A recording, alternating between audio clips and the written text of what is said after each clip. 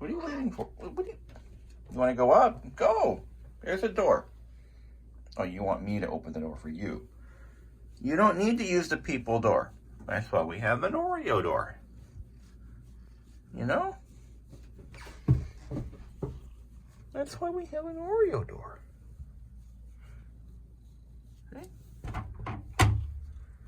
You know how that works. Or are you afraid that you don't fit in it anymore because you're getting old? You're not really getting old, you're just getting big because you eat too much, you pig. You can fit through that door. You can fit through the door. Go.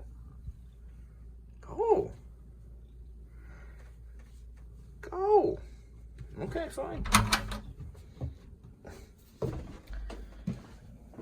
wants to be escorted through the people door because he feels too superior. It's a cat door. Anyway. Yes, Christmas is here. Yay! Jingle bells. Anyway.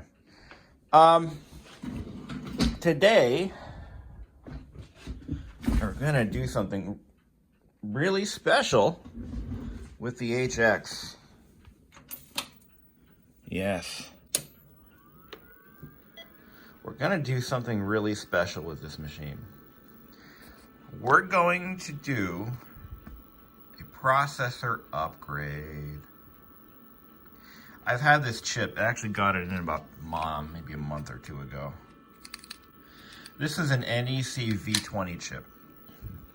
And I'm gonna run some applications and we're gonna see how it performs on its original old-fashioned Intel 8088 chip. Let's launch Print Shop. This is the one that it really kind of not struggles with, but it does definitely tax it. You can tell. It really does tax it. So if I make a greeting card, design your own side fold, it takes a minute for it to load certain elements. See? Okay. It takes a minute. You start throwing graphics in there.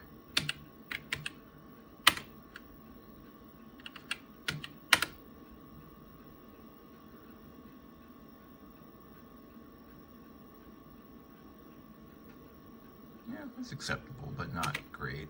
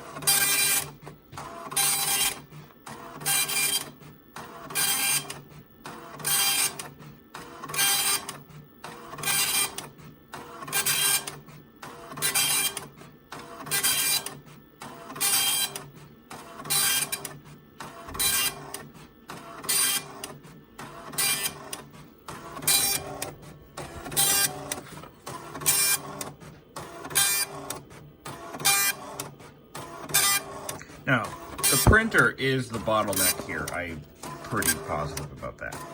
And once the job is sent to the printer can only go so fast. It's not like it's pausing between rows. It's just a slow printer, which is fine. I'm okay with that. Now, I know what you might be thinking, a processor upgrade on an 8088 machine to basically a 186 is I believe what the instruction set that this chip uses. It's a very popular upgrade for 8088 machines and has been for 30-35 years. You know, these chips are a little faster. I don't believe the clock speed changes, but because we're not doing anything with the clock speed, I think it's a more efficient chip. to put it in, you know, layman's terms. But again, it is a very popular upgrade for these. And if this goes well, I just might do the same thing for my compact portable, because why the hell not? These chips are still fairly plentiful and they're not terribly expensive. I think these are new old stock. I think NEC made these chips for quite a while, because there's a lot of these out there. And they're more than likely used in embedded applications. Like, you might find a chip like this, you know, in the computer of your car, you know, to drive some particular module or something. You know, maybe not today, but a few years ago. We're gonna let it finish. I'm not gonna cancel, I'm just gonna let it run. You get the idea.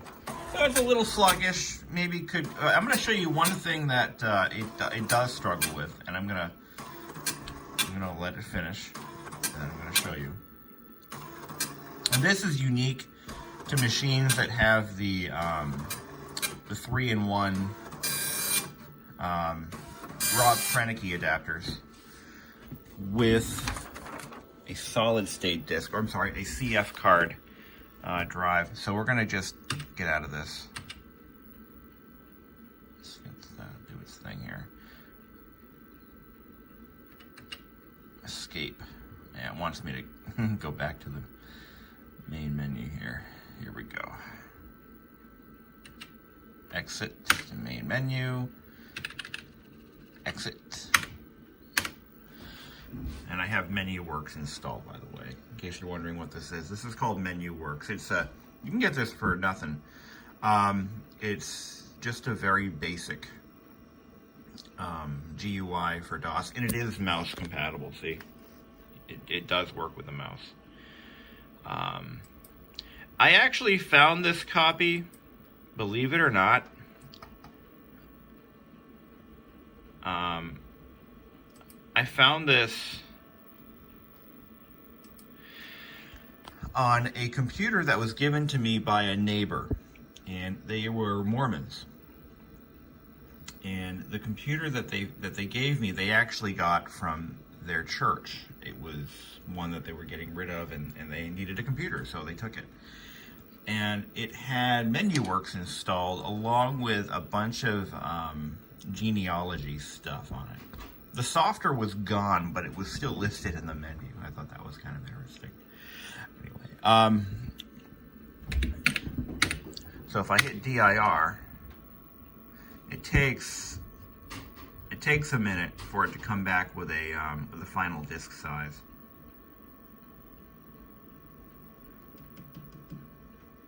Come on.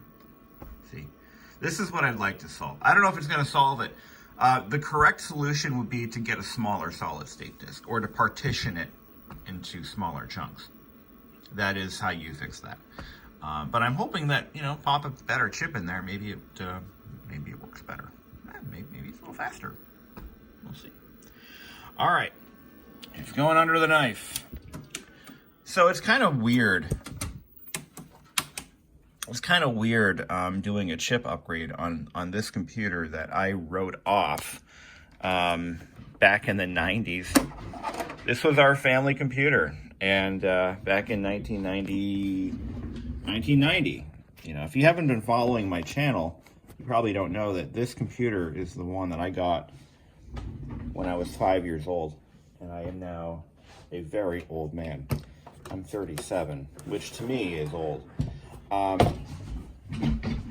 And I feel like, you know, old. So we gotta unplug all the stuff, and we'll haul it down into the basement, and we will crack it open, and we're gonna make this thing rock, I hope.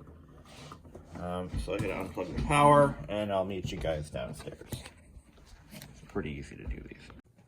You know, I find it so weird now. I mean, it wasn't until very recently that these Tandy 1000s have started to gain value.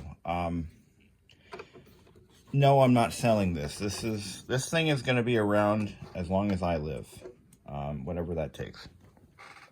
It's my first computer. And I will never sell it. I will never give it away. And when I die, I will have to find somebody who will appreciate it and then hand it off to them. But that's going to be very difficult, because I don't know if today's youth, like my nephew and my niece, will grow up to appreciate this kind of stuff. I just don't know. But for now, I'm alive and plan to be for quite a while, and I am going to hang on to this thing. But if I were to try to find one to buy today, it would cost me probably about more than my dad paid for the whole system when it was new. He bought this thing in 1990 from Radio Shack, obviously. He bought it in March of 1990 and paid for the whole package. I think he got a deal because by the time he bought this, the HX, the whole 1000 line, as a matter of fact, was on its way out the door. And I think he paid far less than it normally would sell for. I have the receipt, actually, and if I'm not mistaken, the amount he paid aligns with what these were selling for in the very last catalog that they were in, which was the 1990 catalog. And after 1990, they were gone. The 8088 market had pretty much dried up. People were going for bigger, better things. 486s, 386s, 286s. Hell, even 286s were basically on their way out. And the fact that Radio Shack sold this machine as long as they did is just miraculous. But hobbyists were still buying them because, you know, as long as, so a family computer in the early 90s, what most people wanted out of a computer was something that, the internet was still a luxury back at that point. You know, having internet access was still considered a real luxury. So people maybe liked the idea of getting, you know, Prodigy or AOL or CompuServe or any one of the many dial-up services that we had available to us at the time. But they were still very expensive, and the average household just didn't have that kind of need or cash. You know, this was a long time ago. You know, this was 1990, 91, 92. The World Wide Web, as we know it, didn't exist until 1990. Oh, wait, no, it existed long before 97. AOL did not support the World Wide Web until 1997, as far as I know. But that's when that was the first year they integrated it into their browser, as far as I know. If my memory serves me, and it usually doesn't, but hey. Okay. But in the early 90s, this is what people wanted. Based on my own memories, and what I perceive to be the case, they wanted to be able to print greeting cards. They wanted to be able to do word processing, spreadsheets, home accounting, things like that. And by the early 90s, the world had moved into more graphical environments, Windows. You know, computers were expected to have mice as standard equipment. And correct me if I'm wrong, for some of you folks who are older than I was at that time, I was only 5. You might remember it differently, but based on what my mom and her friends were talking about, you know, when it came to you know, what they wanted in a computer, you know, my mom just wanted to play Wheel of Fortune. Literally, my dad bought this thing, I think, at the behest of my mom, who really wanted a computer to play Wheel of Fortune on. I'm not even joking. So that was like one of the only games we had for this thing. I'll have to run to my parents' house. They have all the photo albums from, you know, back in the day, and we can take a look at what this thing was, what it looked like in its original habitat. Let me tell you how the Bishop family computer was set up in 1990. So we didn't have a desk. My parents had 2 oak wall unit type shelving units. that they got from Jordan's Furniture, which is that's where I bought our furniture, actually. But that's where it came from, Jordan's Furniture. We didn't have a desk though, but we had these wall units, and they were what held the stereo, the TV, in the living room. So my dad cleared off a shelf, and he set this thing up on 2 shelves. The monitor was on the top, the computer on the bottom. He didn't buy the optional Tandy 1000 shelf that was made just for this computer. No, he didn't do that, which is fine. So it just sat on a shelf in the living room. We didn't have a computer chair because they were expensive and unnecessary. So we had a kitchen chair. We'd have to drag a kitchen chair into the living room to use this. And my dad was very concerned about the cost of electricity, so I wasn't allowed to use this if the TV was on. I mean, it was just, yeah, he was a frugal guy, you know. He didn't want to waste money. Electricity is expensive, especially up in New England. So this thing's still pretty clean from the last time I had it apart. Anyway. I remember the Easter of 1991. Was it 91? No, it was 90. It was, we pretty much got this right around Easter of 1990. So, in Easter of 91, I came downstairs, I woke up, and, you know, I was really excited. A new Easter bunny came. That means I'm going to get some chocolate or whatever. And I knew we had this computer. It wasn't a secret. It was, you know, I was in the room when we unboxed it. And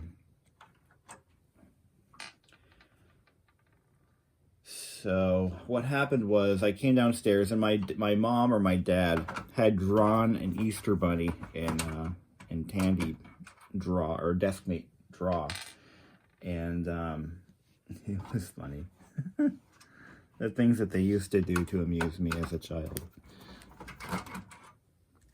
My first game was Speller Bee.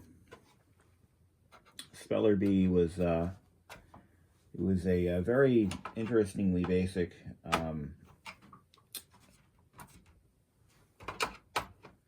spelling drill game, which I have the Apple II version. What I don't have is the Tandy version. The Tandy version had, like the Apple II version, it had voice. It was like, welcome to Speller Bee. You know, back in 1990, that was amusing, and that was futuristic. And now, what I don't recall is if I need to remove the power supply heat shield to get this cover off. I think I do. I believe this blank has to come out because it's in the way. There we go. You gotta like tear the whole thing down. It's crazy how much goes into tearing this thing apart. Yeah, everything has to come off. The heat shield for the power supply, the freaking, what a mess. I gotta find me, hold on, I'll be right back. Now there is something that, a little bit of cultural ephemera that a lot of you guys might not remember. Some of you might remember this, but you younger folks will never understand. When computers were first brought into the household, they were an object of mystery. I just remember, like, at least in my circle, we were the first family in our neighborhood to have a computer. Like that is, well, maybe not the first. There was one other family that had one, and it was a Commodore. But computers were an object of absolute mystery. And people had all of these theories of what they could do. And let me look at these capacitors. I don't see any electrolytes spilling out of them. So I'm going to have to, at some point, replace all these capacitors. I just know that. I probably should get ahead of the game and just do them. But I'm not going to do it right now. But yes, computers were an object of mystery and wonder.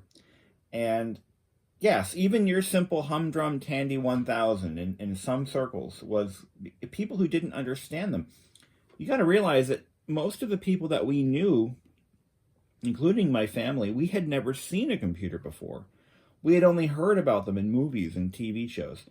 And even as late as 1990 in some cases, we were not in a wealthy neighborhood, So people thought you could travel through time with these things. I mean, there was just so much mystery and wonder. And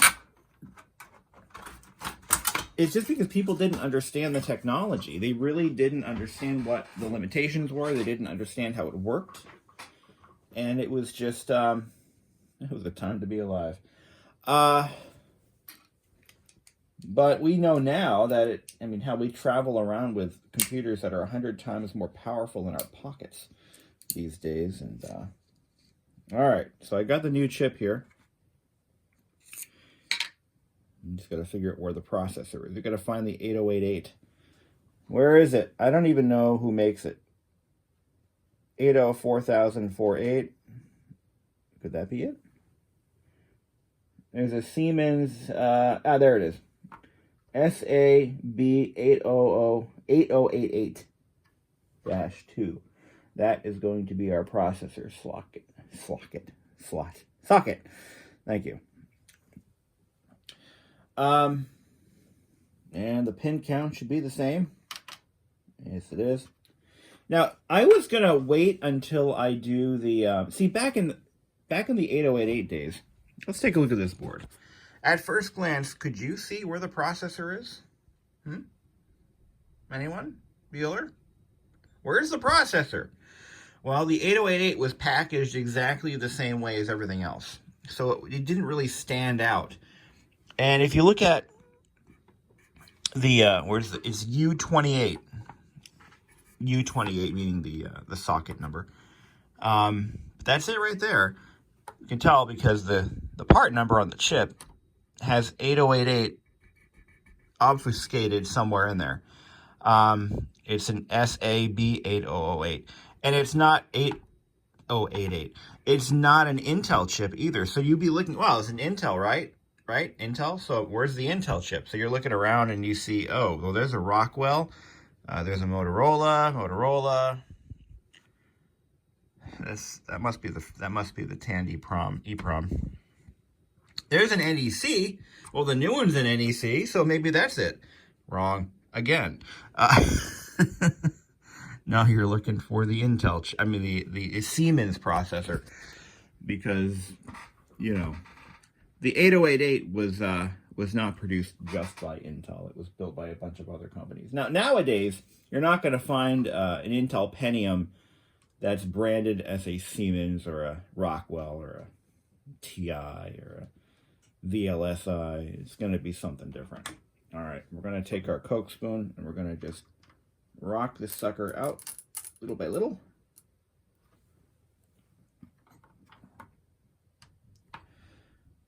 But we would talk as kids, we would talk about, oh, you have a computer? Well, you know what I heard?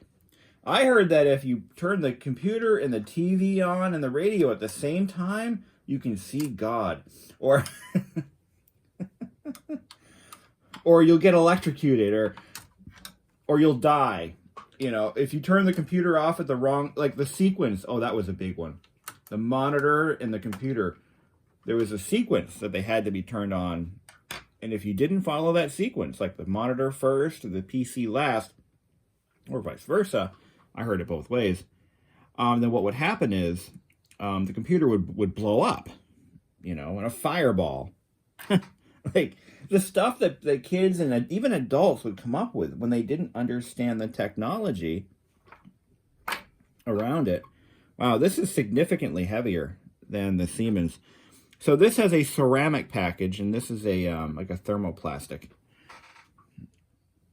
This thing weighs a little bit more, a little heavier.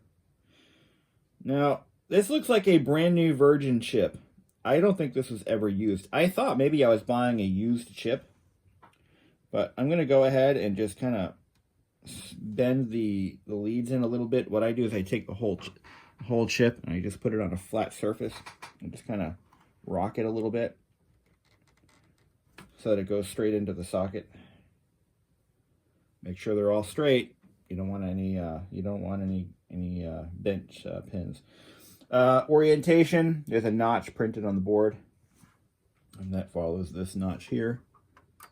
Before we lock it down, we want to make sure that all the pins are accounted for and they go into their little holes. Okay, I didn't bend those in enough, so I'm gonna do it again. I kind of wonder what technology will be introduced into our lives that we'll be afraid of before we even understand how it works. And I kind of wonder about that. I mean, seriously though, growing up in the 1980s and 90s, as experiencing it as a young kid, is something that I'm glad I have. You know, I'm glad I went through that. I'm glad I was born at the time I was, because I got to see the world before computers took everything over. Every aspect of our lives was taken over by computers since then. And honestly, I have mixed feelings about that. We've lost so much by allowing computers to just run our lives. Introduction of AI, everything we're doing today, the metaverse, all that buzzword shit. I just feel like we are losing what makes us human. I love computers for what they do, but there's a limit to that. When people are hired and fired entirely based on automated systems and algorithms, when children are committing suicide because of something somebody posted on social media, when children are being raised by tablets, I feel we've gone too far. And I'm sure most of you won't argue with me on that. Anyone who grew up in the 80s and remembers, or in the 90s, remembers what it was like. We had computers. Computers existed. They were everywhere. But they weren't in our faces. They were behind closed doors in most cases. And some of them were the size of a car. But they weren't in our faces. There was no social media. There were no cell phones. No cell phones. Imagine that. A kid today could never imagine life without a cell phone. Maybe they can. Some of them can. Some of them are, raised in different settings where they don't have cell phones in their faces. I don't know how an upgraded processor turned into a discussion about ethics in computers, but here we are. Welcome to BBISHOPPCM world. But I see kids today, every day, somebody posted something online about them, said something mean. And the stuff that we did as kids, like, we did mean things. Oh yeah, we all did mean things. I don't care how nice you were as a kid, you did something mean. But there was no permanent record of it. There was nothing. There's no record of any of my misgivings as a child. There's no record of it except for what's in my memory, and maybe whoever I called a bad word on one particular day or what have you. But there's no record otherwise. I'm not going to be at a job interview someday and the interviewer is going to say, well, I see, we did a search on social media and we found that you did this horrible thing. I can't think. I didn't really do anything bad. Just weird. But yeah, we found a record of this. Would you care to explain that for us, sir? Well, truth is, I have no skeletons in my closet. Fortunately, I don't. But kids today can't say that. Oh, it says here that you you threaten to do this or that, and here's the news articles, or here's this, here's that. Here to explain that to us. Well, I got a little drunk. But, you know, it's just a different world. And, you know, back in my day, you know, we wanted to play video games. If we didn't have a Nintendo at home, we would have to go to the arcade. Yes, imagine that. You go to an arcade and you meet up with people that you know that are like-minded. I think I got these screws mixed up. But you actually interact with people of your age or your skill level or your common interests. Maybe get some pizza. You know? Have fun. Be a kid. Not anymore. Nope. They don't meet up after school anymore. They go straight home. They set up play dates. It doesn't do anything. Yeah, their mom set up play dates for them. Like, they can't be kids anymore. Part of being a kid is just experiencing life with a wide-eyed look and a little bit of curiosity in your heart, and I don't know. You just go around and experience things firsthand rather than wait for people to tell you, you know.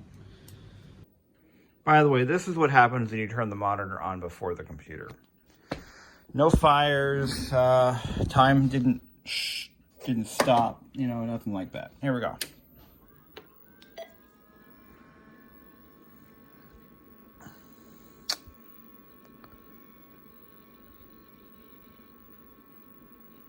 It works. Does it look faster to you or not? I can't tell. All right, let's get the firmware in there. I'm gonna lay it down.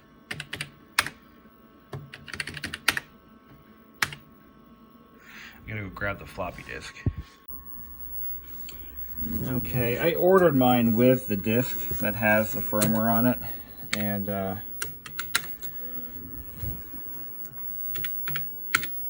but it only had the Intel firmware, not the Intel, but the 8088 firmware. But I had to add the V20 bin file in there. XT IDE CFG.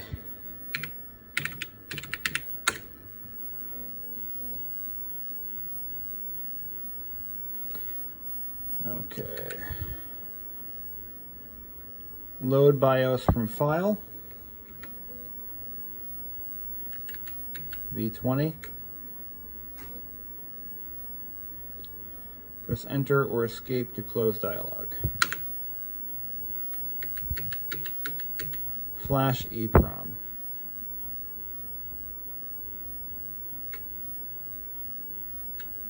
Start flashing. There's the correct file, the V20. Start flashing. Error, timeout when polling.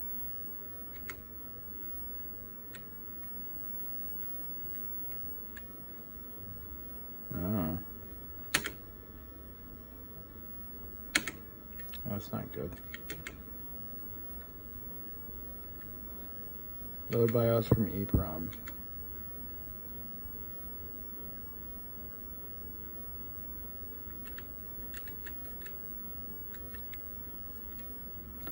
Load BIOS from file.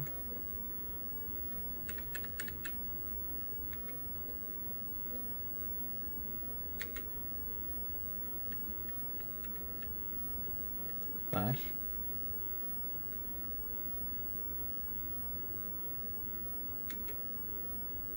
It won't flash. That sucks. Oh, you know what I forgot to do? I forgot to enable the ROM write switch. There we go. Let's try that again. I think I can boot it off the floppy, actually.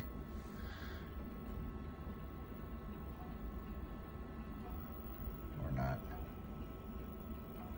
Okay.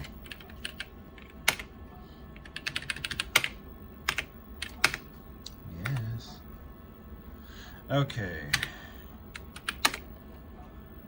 XTIDECFG.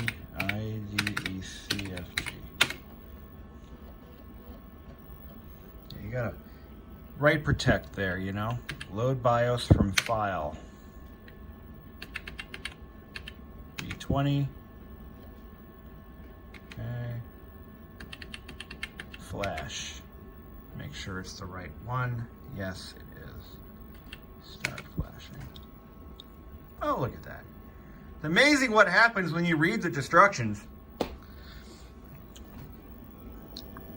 you really want to fuck it up, just pull it out. Well, the good thing is I built this. So I know exactly which chip, or I assembled it anyway. I know which chip is the EEPROM, and I can just go buy a new one from Mouser. You know, that's the thing that, back in the day when this was made, I mean, if you wanted to modify it in any way, you could just do it. Today's stuff is, everything's right, like everything is just not tinker friendly, you know? God. All right, so we've got the new BIOS. Let's see if it comes up with it. Okay. I'm gonna do a full shut off restart. Actually seems slower. Let's do a full. This thing has the noisiest fan of any computer I've ever had.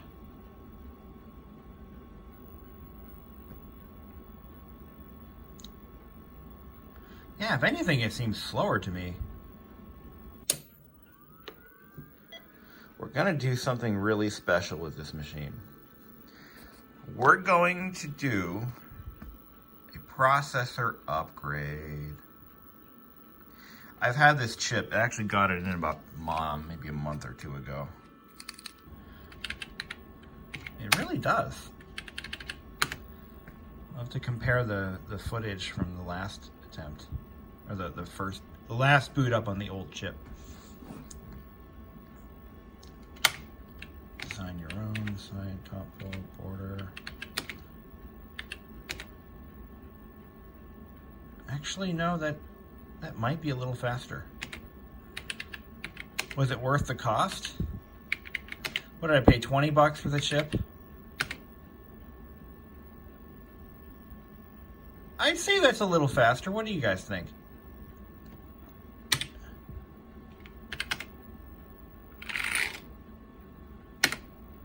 I'd say that's a bit faster.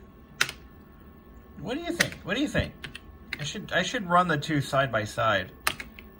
I meant to do side full. Let's just keep things as consistent as possible.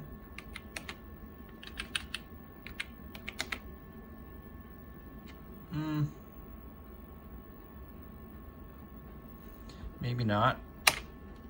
I don't know. I mean, it doesn't seem very much improved. It's not worse. That was a little faster than I'm used to seeing on this.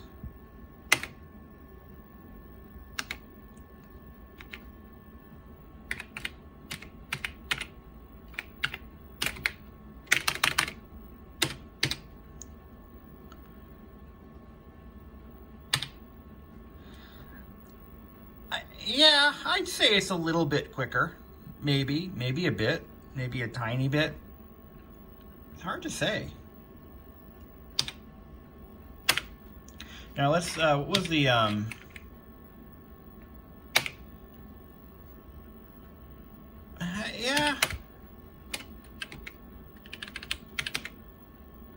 Actually, let's go back to,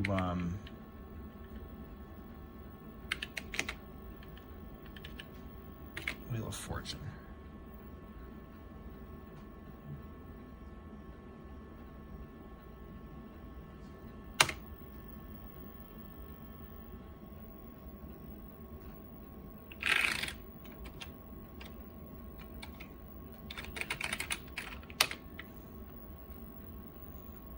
it does seem a bit, yeah, just a little bit. This is not a day and night transformation though. I would say that it's a little sprightly compared to where it was. It's like we just gave it a little bit of Red Bull. No.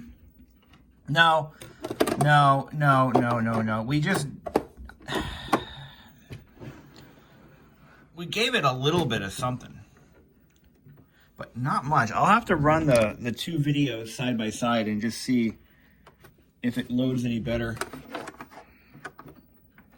But this is not a day and night transformation. This is not going from a Pentium.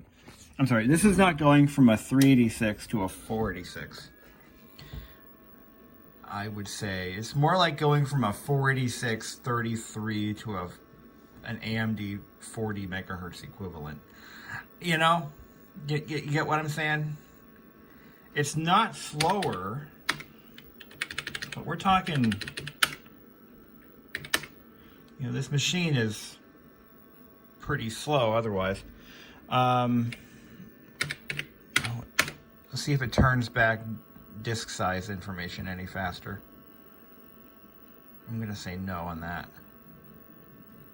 It's not really it's not appreciably faster. This, I mentioned before, we have to repartition to fix that. We need to create several partitions and break it up to fix that problem, but I'm not gonna do that today. But now that it's in memory, it comes right back, you know. So yeah, I mean, it's no worse. WordPerfect 5.1, the best word processor ever to exist. Let's put a graphic in there. Let's create a figure. File name. I should be able to do list files. I wrote my first research paper in WordPerfect 5.1, by the way. My very first. Let's see.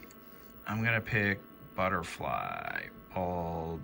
There's a floppy disk in here somewhere. There we go. Oh yeah, it's escape floppy disk. We have to do, there's a display option, or print. No, I don't want to print. I want to do retrieve. There we go. And then I can do,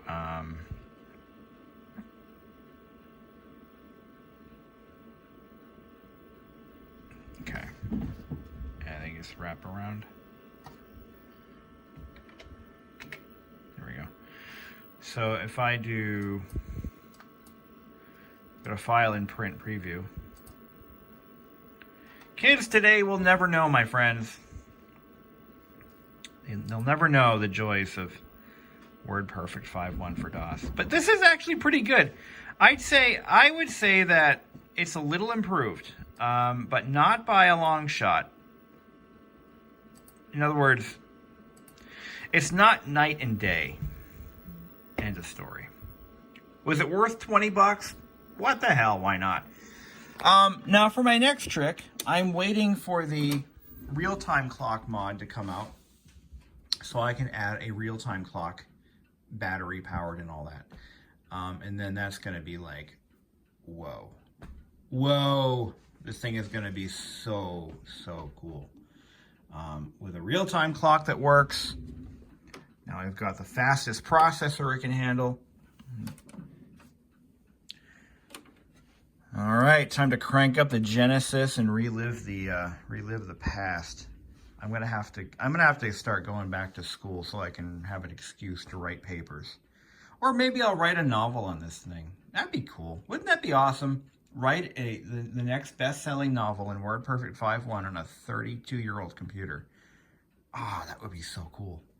Maybe I'll do just that. I'll let you know how it goes. Have a great day. So just to reiterate, if you're doing an 8088 upgrade to a V20 on really any other machine, it's just a drop-in replacement. What makes this one different is it has the XT IDE interface, which is it basically adds a compact flash reader and all the associated control chips and whatnot to an 8088 with an 8-bit bus. That's really all it does. And when that particular mod was developed, there were 2 different firmwares created for it. One of them specifically for the 8088 chip, and the other one takes advantage of the additional instruction set supported by the V20 chip. So it'll still run without the firmware upgrade, but it will run better with it, I guess is the point I'm trying to make. So on that note, it's kind of funny though, you know, just a couple years ago, a Tandy 1000 HX, I mean, by like 1996 or so, you couldn't give them away. They were so grossly obsolete by mid-90s. Even when this thing was made, it was obsolete. That's the truth. When this thing was produced, it was already outdated. It was already, like, they were just cranking them out because people were buying them. But they were fundamentally obsolete by the time 1990 rolled around.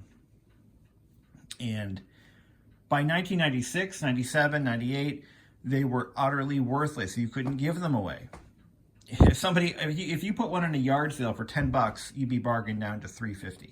I mean, that's really how utterly worthless they were. But with the sudden retro market booming, the retro market suddenly booming more than I've seen in a long time, machines like this Tandy are really starting to roll up in value. Commodore 64s, Commodore 128s, you know, those are also going up in value. So if you want one, get one now while you can, because, in fact, from what I understand, even a 1000 HX is hard to find. So, I mean, yeah, they're getting hard to find. The monitors are the hardest to get because not many people saved them. They take up a lot of room. You can use the Tandy 1000 on a television screen, and many people did. The monitors, though, they're hard to get. I really lucked out with this one. I think I paid $75 for it and picked it up locally. That was a really, really good find. I am so shocked that I found that monitor. I can't even believe it in the condition it's in. And it was an upgraded monitor from what I originally had, which was an old CM5 color monitor. But this one has a much sharper image, and it mates very well with the HX. So anyway, and the printers. I think printers are easier to get because there's not a lot of collectors looking for printers. I try to get printers for every machine I have because if I ever were to sell it, I feel I'd do better with a full package. Not that I'll ever sell this one, but also I use the printers. I print greeting cards and banners and all that cool stuff that I used to do back in the day. All right, guys, so since I last, since yesterday, I have done some other changes to this machine. And I'll tell you about them right now. So what I've done is I have subdivided my hard drive a little bit. So we now have 2 partitions. One of them, which is going to be the main system partition, is only 40 megabytes in size. And look at that. That ain't right. Oh, that's bytes, not kilobytes. I'm like, what the fuck? So look at how quickly it turned back the drive size, and it didn't take 20 minutes. So we'll go to drive D. Now there's nothing in drive D, so it's going to turn back the drive. I didn't actually turn back the drive size, did it? But it runs a lot better. a lot better.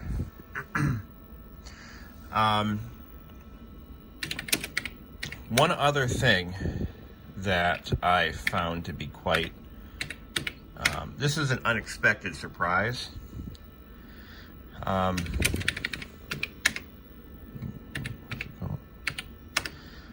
Deskmate. Now, there was a problem I had when I had the drive partitioned as a 256 megabyte partition, is it caused some interesting problems with Deskmate. Now that loads faster than it used to. Just a hair. Just a hair faster. What was happening is I could work on a drawing or something. Let's go ahead and do that. See, this is a lot faster now. So I'm going to make a little abstract artwork here. Oh wait, I think I have to use these ones. No? It's not letting me change the color. Interesting. Am I doing this wrong? I don't think so.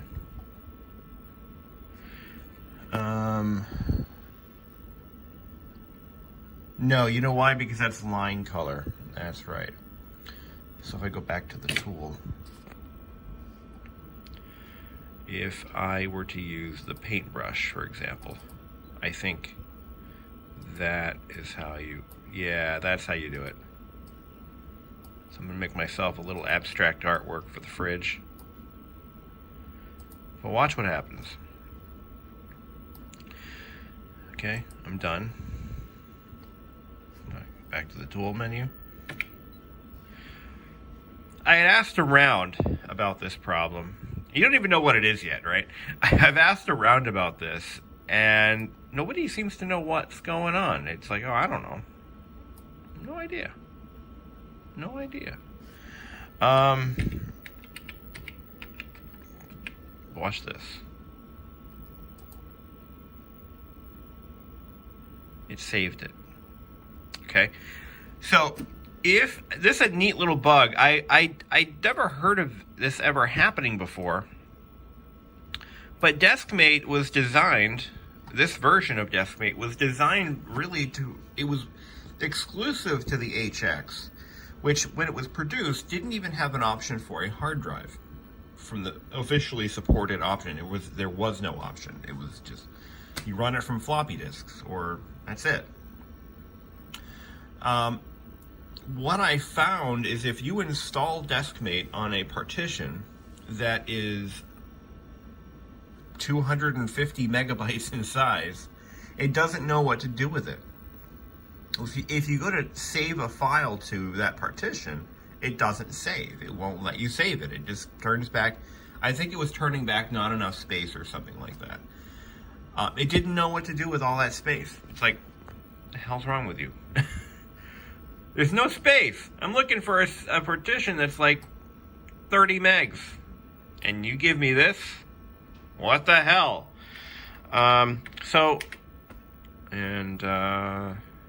Here's my test paint. I did a test song and I did an artwork thing.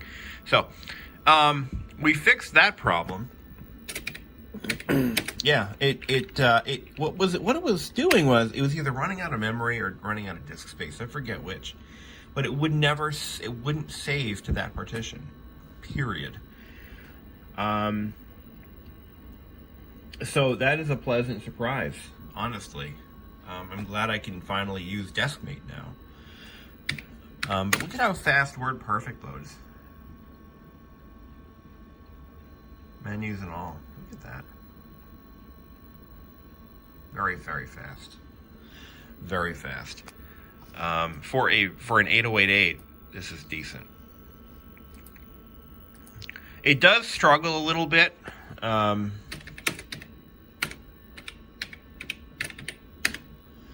If I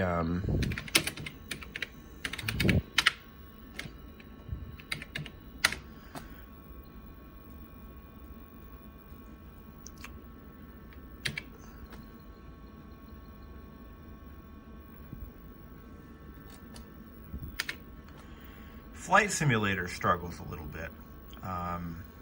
It does work, but it's a little sluggish. I guess that's to be expected.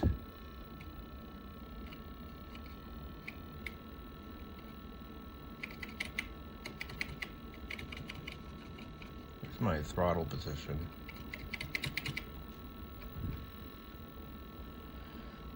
Yeah, see how my throttle doesn't seem to be moving. Let's see, where's my engine RPM? 2300. Oh, there we go. Oh, here we go. So let's crank it up. The Tandy joystick works nicely though. Oop, I just stalled it already. A little gentle. Just crash into that building. But it's a little, okay, maybe. But I used to play this game on a Zenith laptop, an old Zenith 8088. Oops. Let's crash. Let's just tank this thing here. I had a Zenith ZFL 18192, and I would run this game on that, and what I'd do is I'd lay in bed, and I would be playing the flight simulator on that thing. Exit this menu, return, or quit. There we go. Yes, I'm sure. It's amazing what the 8088 processor can do when it's hot rodded a little bit. That's just all I'm saying. So yeah, I think I'm gonna do this mod to my compact portable for sure. I think it's worth doing. Although the compact portable should be recapped first. These little marks I'm gonna clean up with a magic eraser that'll come off. I don't even know what they're from, but it was a success, and I didn't know what to expect for a performance bump. But I am noticing just a slight improvement. And after repartitioning the drive into smaller chunks, I'm really happy with how that came out. So I've got a 200 and something megabyte partition. I'm not sure what I'm gonna do with that space yet. I mean, what do you do? You know, owning an 8088 with a 250 megabyte hard drive is like moving into the Biltmore mansion with a card table and an IKEA sofa. And that's all you intend on ever owning. It's way more space than it needs, but I mean, more is better, right? Have a great day, everyone. Happy holiday. Merry Christmas, Kwanzaa, whatever your Diwali, whatever your flavor, enjoy it to the maximum extent. Thank you very much.